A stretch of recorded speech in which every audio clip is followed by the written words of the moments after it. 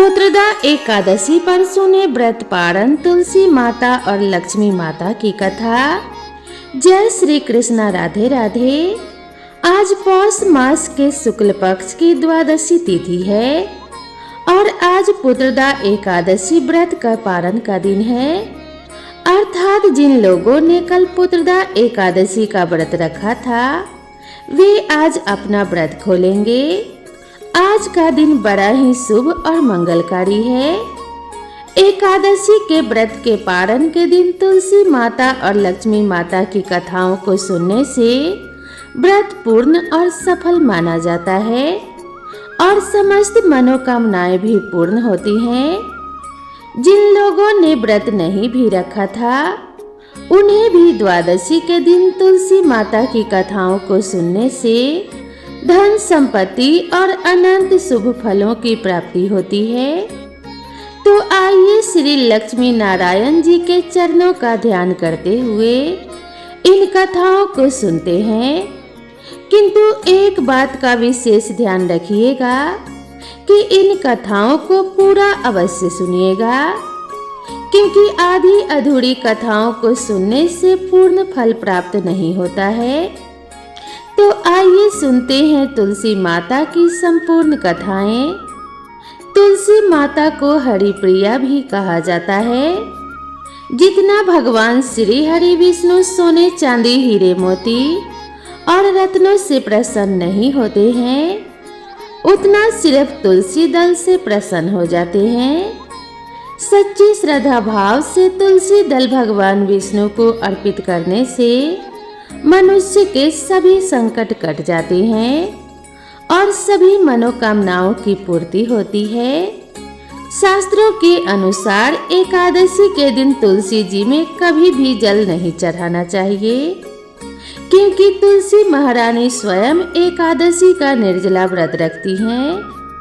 लेकिन द्वादशी के दिन व्रत के पारण के समय तुलसी माता को जल अवश्य चढ़ाना चाहिए और पूरे विधि विधान से पूजा पाठ करके उनकी कथाओं को सुनकर ही अपना व्रत खोलें। अब आइए श्रवण करते हैं तुलसी माता की कथा। इस कथा को सुनने से एकादशी के व्रत का संपूर्ण फल मिल जाता है। तो आइए प्रसन्नचित मन से इस कथा को सुनते हैं। सावर्णी मुनि की पुत्री तुलसी अपूर्व सुंदरी थी। उनकी इच्छा थी कि उनका विवाह भगवान नारायण के साथ हो। इसके लिए उन्होंने नारायण पर्वत की घाटी में स्थित बद्री वन में घोर तपस्या की। दीर्घकाल तक तपस्या के उपरांत ब्रह्मा जी ने प्रसन्न होकर दर्शन दिया और वर मांगने को कहा। तुलसी जी ने कहा कि हे सृष्टिकर्ता ब्रह्मदेव, आप तो अंतर्यामी हैं, सबके मन की बात जानते हैं, फिर भी मैं अपनी इच्छा आपसे बताती हूँ। मैं चाहती हूँ कि भगवान श्री नारायण मुझे पति रूप में मिले। ब्रह्मा जी ने कहा कि तुम्हारा अभीष्ट तुम्हें अवश्य मिलेगा। अपने पूर्व जन्म में किसी अपराध के कारण तुम्हें श्राप मिला है। इसी प्रकार भगवान श्री नारायण के एक पार्षद को भी दानव कुल में जन्म लेने का श्राप मिला है। दानव कुल में जन्म लेने के बाद भी उसमें नारायण का अंश विद्यमान रहेगा।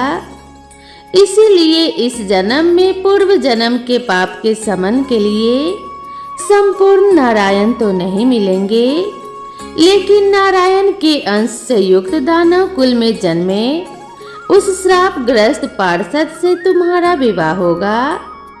श्राप मुक्त होने पर भगवान श्री नारायण सदा सर्वदा के लिए तुम्हारे पति हो जाएंगे। तुलसी ने ब्रह्मा जी के इस वर को स्वीकार किया, क्योंकि मानव कुल में जन्म के कारण उस मायावी भोग को तो भोगना ही था।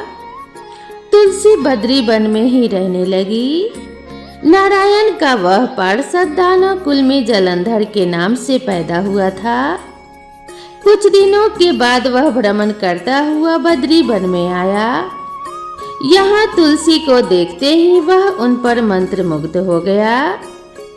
तुलसी के सामने उसने अपने विवाह का प्रस्ताव रखा।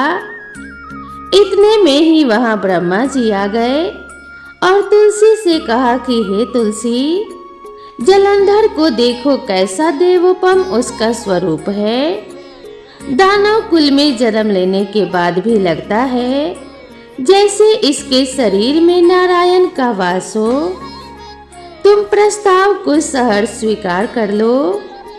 तुलसी को भी लगा कि उसकी तपस्या पूर्ण हुई और उसे इच्छित फल मिला है। जलंधर के साथ उसका गंधर्व विवाह हो गया और वह जलंधर के साथ उसके महल में पत्नी बनकर आ गई।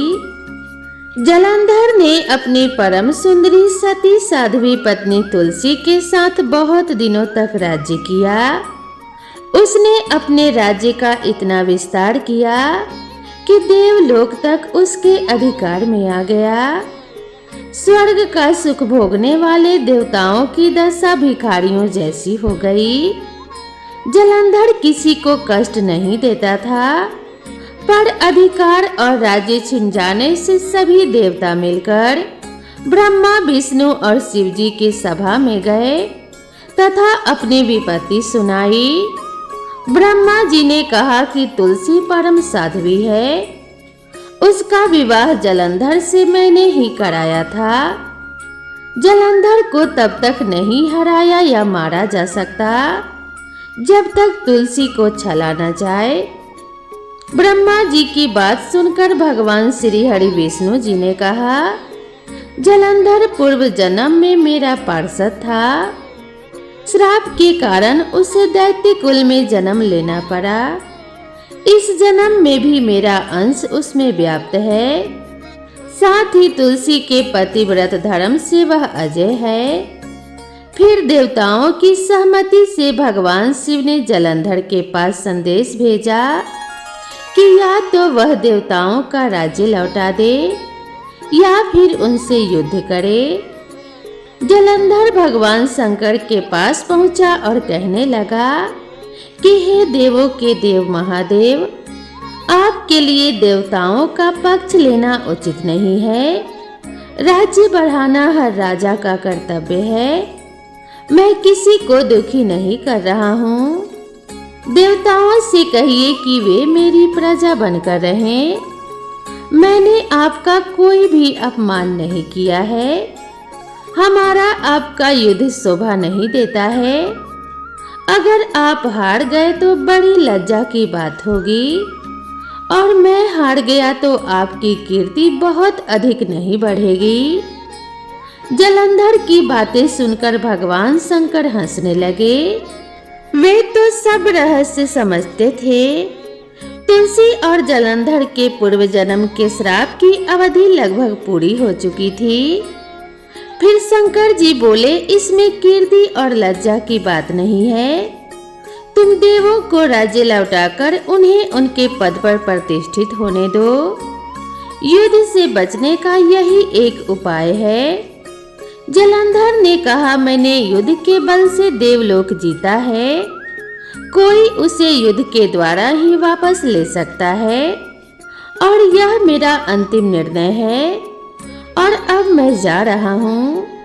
ऐसा कहकर जलंधर वहां से चला गया। उसने अपनी पत्नी तुलसी को सारी बातें बताई और कहा, कर्म भोग सब काल सूत्र में बंधा है। जीवन में हर्ष शोक भय सुख दुख मंगल अमंगल सभी काल के अधीन है। हम तो केवल निमित्त मात्र हैं। संभव है भगवान शिव देवताओं का पक्ष लेकर मुझसे युद्ध करें, लेकिन तुम चिंता मत करना। तुम्हारा सती तेज मेरी रक्षा करेगा। दूसरे दिन भगवान शंकर के नेतृत्व में देवताओं ने युद्ध छेड़ दिया। जलंधर ने भीषण बाणों की वर्षा शुरू कर उनका वेग रोका। उसके प्रहार से देवता डगमगाने लगे। उसने दानवी शक्ति का प्रयोग कर मायावी युद्ध आरंभ किया। युद्ध स्थल पर वह किसी को दिखाई भी नहीं देता था, पर उसके अस्त्र शस्त्र प्रहार कर देवों को घायल कर रहे थे। देवगण अपने अस्त्र चलाएं तो किस पर चलाएं, क्योंकि कोई शत्रु सामने था ही नहीं। कई दिनों तक इस तरह भयंकर युद्ध चला और जलंधर पराजित नहीं हुआ। तब शिवजी ने विष्णु जी से कहा कि हे विष्णु, कुछ तो उपाय करो, अन्यथा मेरा तो सारा यश मिट्टी में मिल जाएगा। विष्णु जी ने सोचा, बल से तो जलंधर को हराया नहीं जा सकता, इसीलिए छल का ही सहारा लेना पड़ेगा।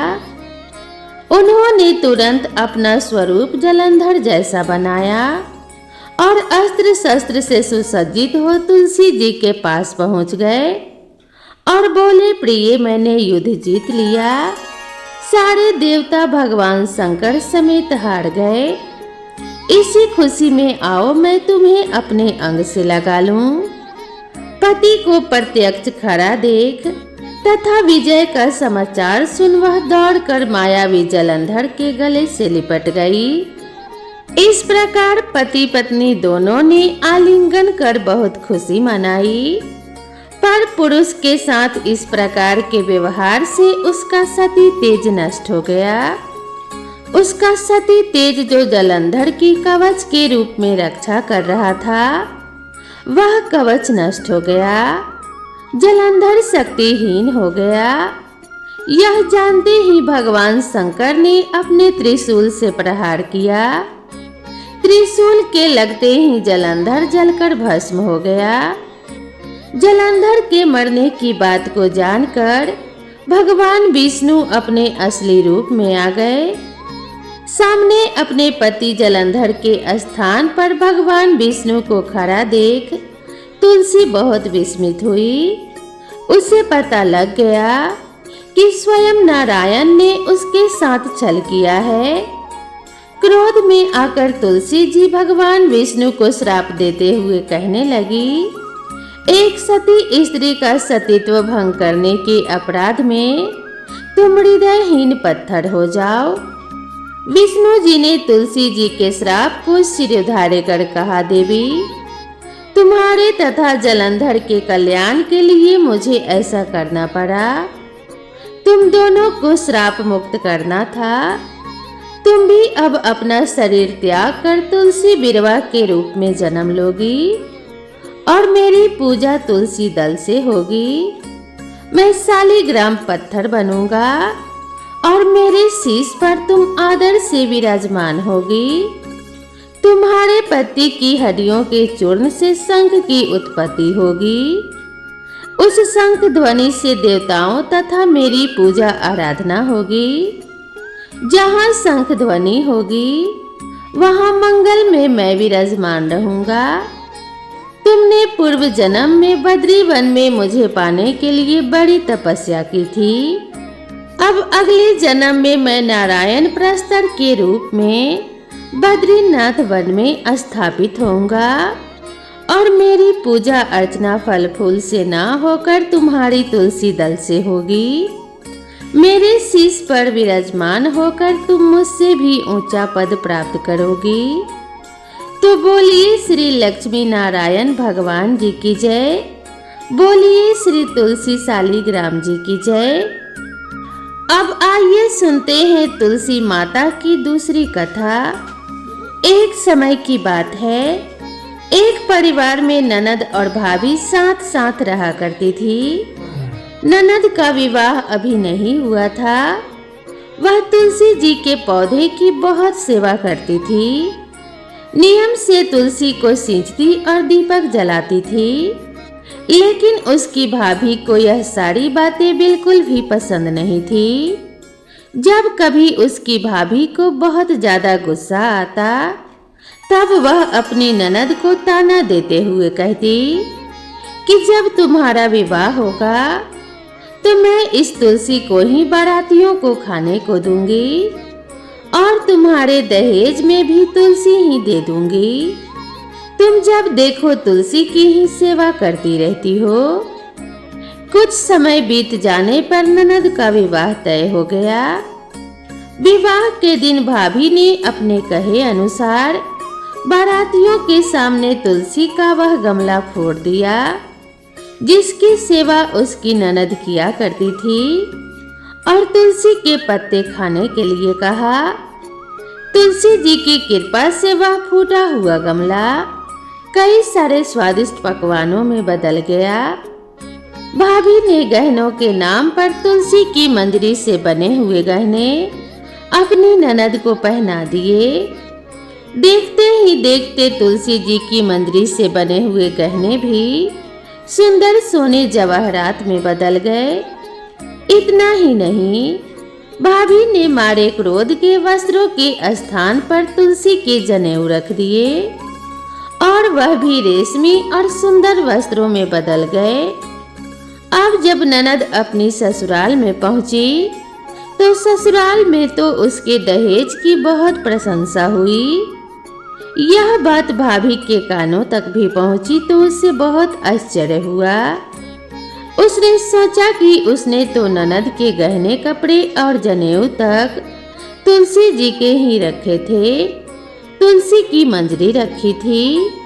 यह सब जानकर भाभी को बहुत आश्चर्य हुआ। अब उसे तुलसी की पूजा का महत्व समझ में आ गया। उस भाभी की भी एक लड़की थी।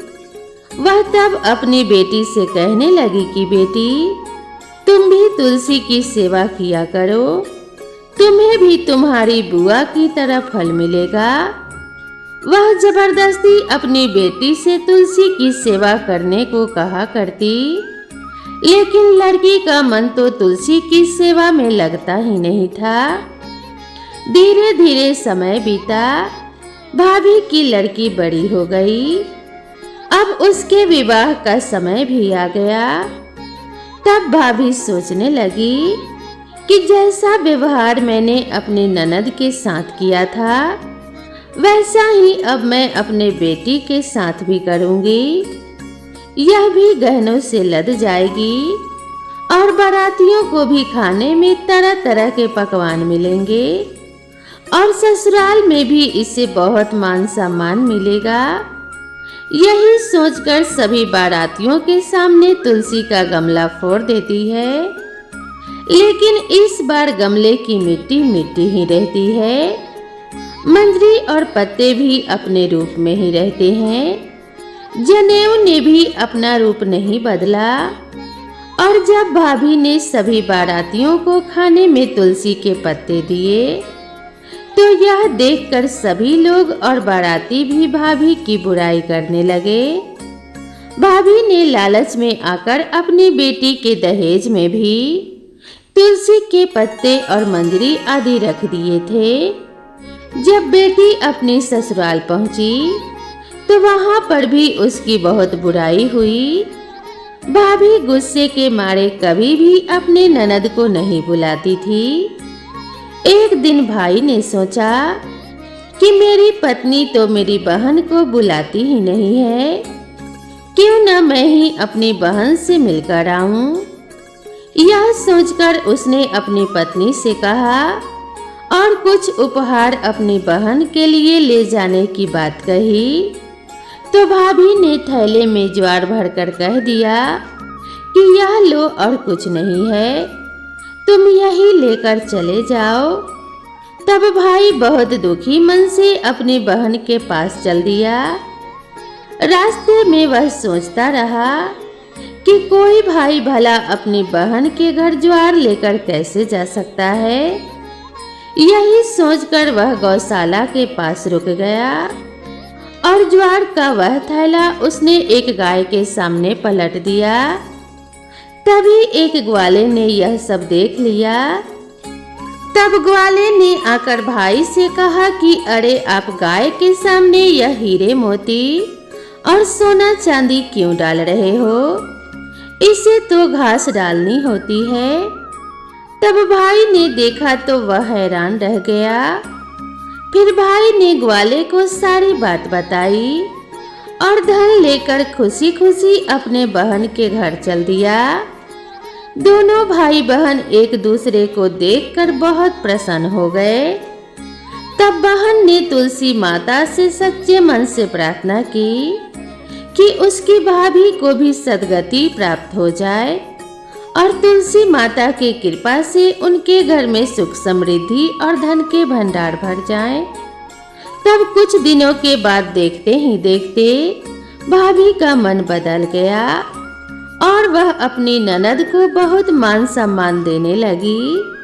और जब वह भी सच्चे मन से तुलसी जी की सेवा करने लगी तो तुलसी माता की कृपा से उनके घर में सुख समृद्धि के भंडार भर गए। उनके घर में अब कलह कलेश नहीं होता था और सभी खुशी खुशी रहने लगे। उनके घर में सुख समृद्धि का वास हो गया। तो प्रेम से बोलिए तुलसी माता की जय। हे तुलसी माता, जैसी सुख समृद्धि आपने ननद और भाभी को दी वैसे ही सभी को देना। कथा सुनने और हुंकारा भरने वाले सभी का कल्याण करना। जो भी इस कथा को सुन रहा हो उनके घर में भी धन के भंडार भर देना। तो दोस्तों, आप सभी को यह कथा कैसी लगी कृपया कमेंट में ज़रूर बताएं। इसी तरह की नई नई कथाओं और कहानियों के लिए मेरे चैनल से जुड़े रहें। तो दोस्तों, मिलते हैं इसी तरह की नई कथा और नई कहानी के साथ। तब तक के लिए राधे राधे।